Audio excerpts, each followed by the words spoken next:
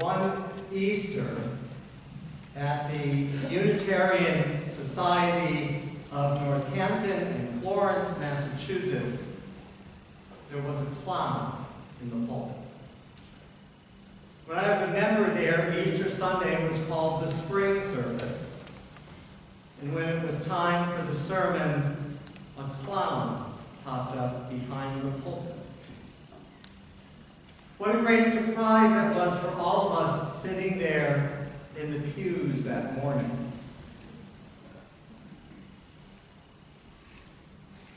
Crocuses are one of the earliest spring flowers, and there is a small field of crocuses that rises every year on the lawn next to the driveway at the manse. They just pop up there in a seemingly miraculous way out of ground that still seems brown and frozen. For several years I would be surprised, amazed, and overjoyed when I saw them pushing their way out of the cold, bleak earth back by the garage. This year, especially, I've been waiting for them. Last Sunday when I got home from church, I knew that I wanted to talk about the crocuses today, so I went out there and stood on this large pudding stone boulder by the side of the driveway. I looked out at the patch of brown, crossed my arms, and said, "Okay, crocuses, where are you? I am ready. I need to see you soon." Every day since then, I have looked out my window in anticipation of seeing something out there that will signal that spring is really here. On Wednesday, I noticed there are little sprouts popping up, and I started singing Lord of the Dance, and I almost cried and danced for joy. Within a couple of weeks, much of that side lawn will be littered with crocuses. Who knows where they came from or how they got there? Crocuses scattered all over that lawn. They weren't intentionally planted. It must have been brought there by birds or the wind. But there they are, for no reason that I can tell, except perhaps to announce the spring, the coming back to life after this long, hard winter of all that was thought to be dead. And there they are once again, even back among the boulders and dead, broken tree limbs where my rational mind says that nothing could ever grow. Their white and lavender heads are poking their way up, drops of living color amid brown, drab, dead rock and earth. Pesach began this weekend, and we will celebrate our Passover Seder here this coming Saturday evening. It will be a wonderful evening with fellowship, food, story, and song to honor a mythic tale of a passage to freedom. Please come if you can. Pesach, or Passover, recalls the story of Moses and how he was called to lead the Israelites out of slavery in Egypt. Today, we celebrate Easter, another mythic story in our heritage of death becoming life. Easter is the account of Jesus and his friends and followers not being defeated by his execution and finding the strength, the courage, and the vision to continue his message of discovering a deeper connection to the sacred and building a just and loving community.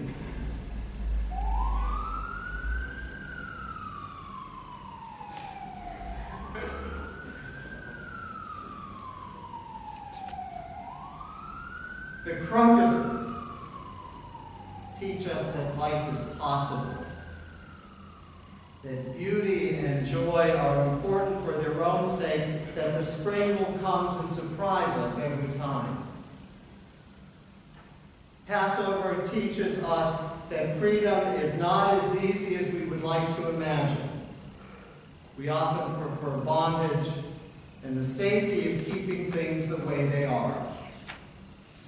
Freedom means change and growth and stepping out into an unknown. Our bondage is familiar and somewhat secure, however miserable we make ourselves. Passover teaches us that freedom is only possible with risk, that liberation is only possible in community. Easter is also the story of a passage to freedom, a story of change and growth. But it's not the story about one man. It's the story of each one of us. It's the story of a group of Jesus followers who had locked themselves, entombed themselves in a dark room in grief and fear after his death. Resurrection was not about Jesus' return to life so much as it was about the return to life, the overcoming of fear, the blossoming forth in self-confidence of those who loved him most deeply. Spring, Passover, and Easter, all three of these teach us about hope, about the endless possibilities that are entrusted in the fabric of our hearts and our souls, and that we will be surprised in our journey to new life. For we too can return to life. We too can embark on a passage toward freedom. We too can roll away the stone of our own entombment and risk being seen in the light of day.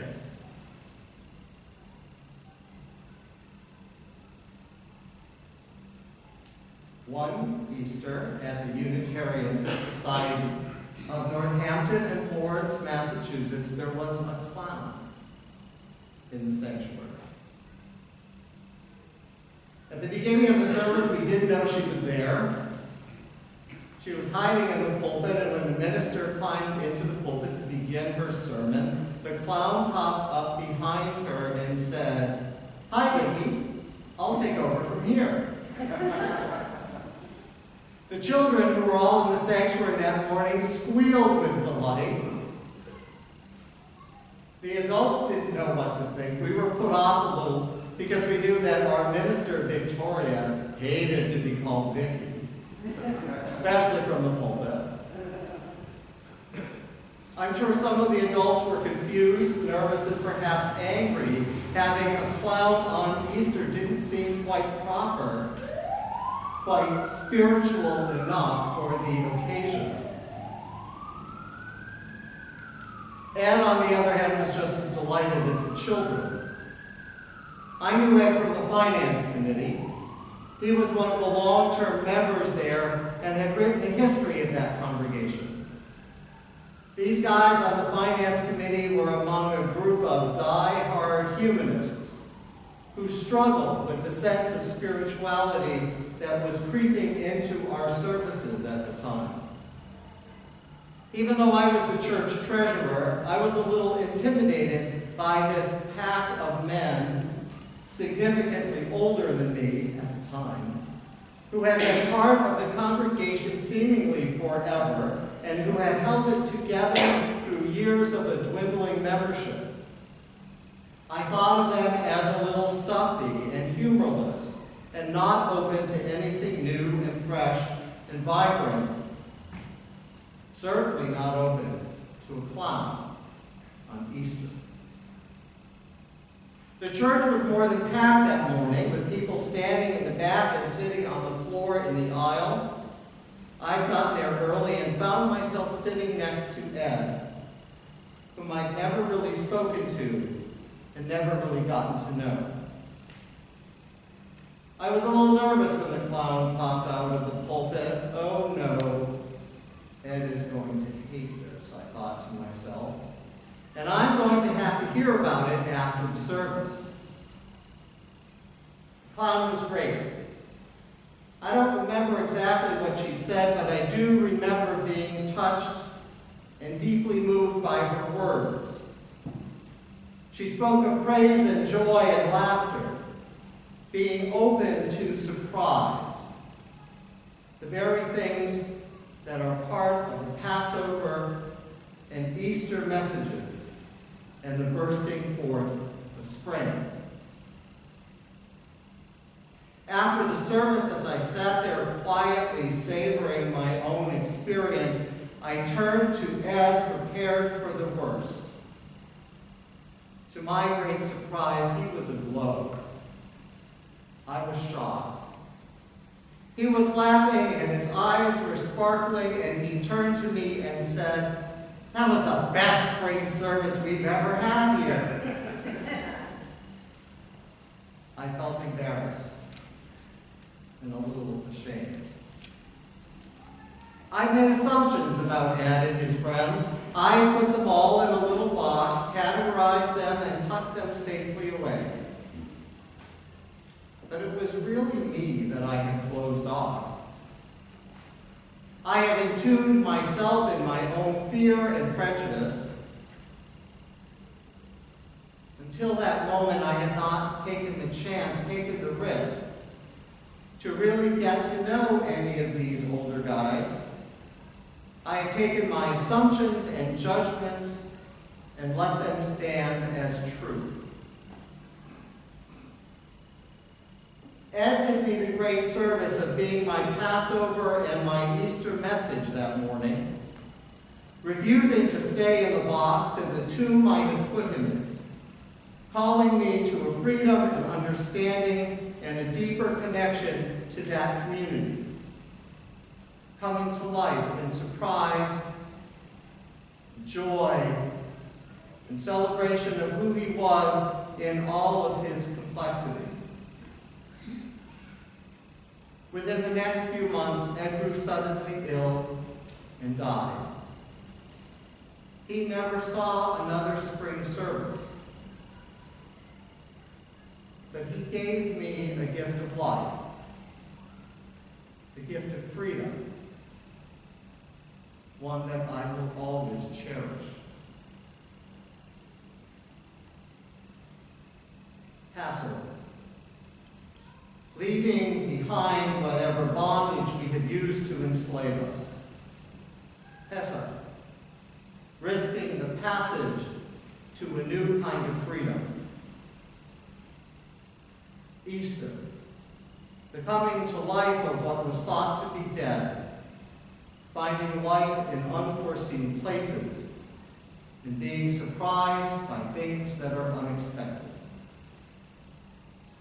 Resurrection. Bringing something to life in ourselves, breaking through the cold, hard crust of our own earthen shell, and coming alive in surprising and extraordinary ways. It is freedom and resurrection that we celebrate today and in this season.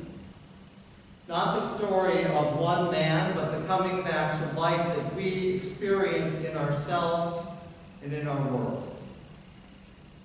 Not the freedom of a long ago enslaved people, but the freedom we experience when we unchain ourselves from the bondage of our own fears, compulsions, and prejudices. Am I meant to rise too? Barbara Peskin asks in our second reading, to push away what leans against the door of my pinched heart. Yes, yes, of course, must be our answer. How have we died with the winter of our own lives and entombed ourselves in ways that limit our hearts and destroy our spirits? What do you need to lead you to freedom, to begin again this Passover, Easter, and spring? What needs to burst forth in each of our lives to open us to the sacred in each other and all around us? What ideas, assumptions, and judgments need to die for each of us to really experience this offering of love, this unbearable gift of another chance?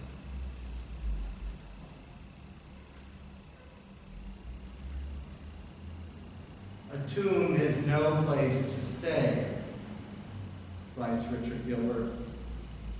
Be it a cave in the Judean hills or the dark cavern of the Spirit.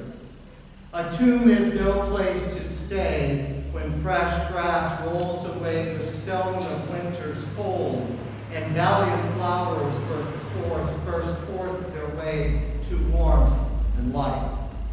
A tomb is no place to stay when each morning announces our reprieve and we know we are granted yet another day of living.